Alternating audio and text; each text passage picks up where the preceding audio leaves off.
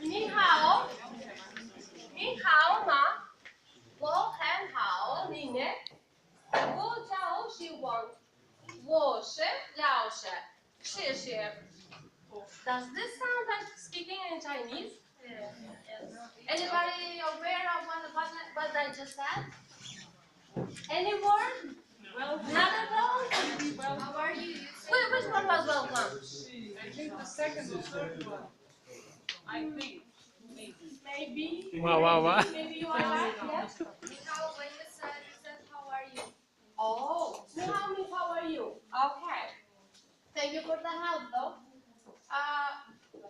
So I can see that majority of you couldn't understand me at all, and I'm going to give you another chance to understand me. I'm going to use the same words, perhaps in a different manner, but what are you going to do is you are going to respond in English. Any word you think that you are guessing, okay? And don't worry if you make mistakes. We all do.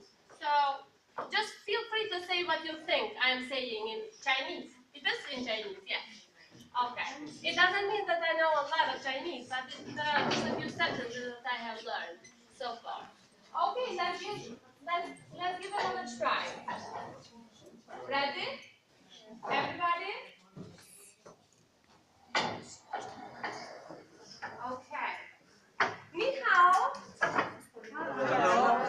How are you? Hello. Okay. Ni hao ma. How are you? This is how are you? Ni hao ma. 我很好. I am fine. Very good.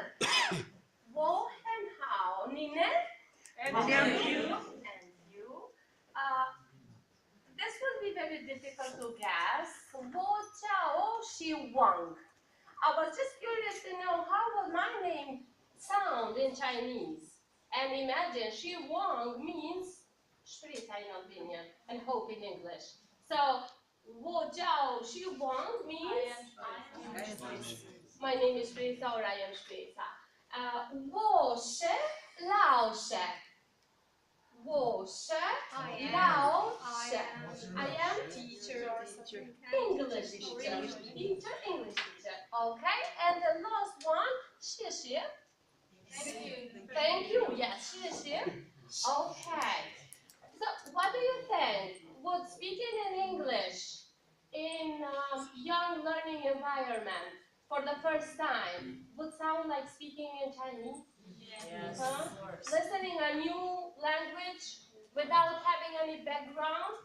Although our new youngers have some background, this is due to the television, due to internet, computers. They are curious, Young learners are the most interested category of people. They really want to acquire as much as they can, and they should use their capacity of learning. So this training has been based on a study, on a medical study. The doctors have said that the brain has some cells, and from the age of 3, 4 to the age of 8, 9, let's say, these cells require a lot of information, and this information lives very long. And if they use these cells in a proper manner, taking as much information as they can, these cells produce new cells, and it continues. It continues for long, and they have the ability to acquire a lot from not only for the language, but in general, the information in general. But there is another risky thing that if we, like, let's say, I could hear many Albanian mothers and Albanian families saying, "Oh, don't push the kid so much. You are giving him or her pressure, trying to teach him or her many things. It's so little." If we do that way, there is a danger these cells might die, and they might not use the information they get in the early age later on. So this is why people start somewhere in older ages start forgetting and not knowing the information they could actually learn in very early age doesn't necessarily mean to use it right away, but they might use that information that acquired in early ages somewhere in their stages of their life as they develop as personalities. Okay, so really it is really worth to know this information. It is based on the medical study, as I said, and using English, like although the new curriculum framework and the later studies allow teachers to translate and allow teachers to use their first language, especially with the young learners, based on the difficulties they might have building two languages at the same time. But however, even speaking in English to them, it would be very interesting.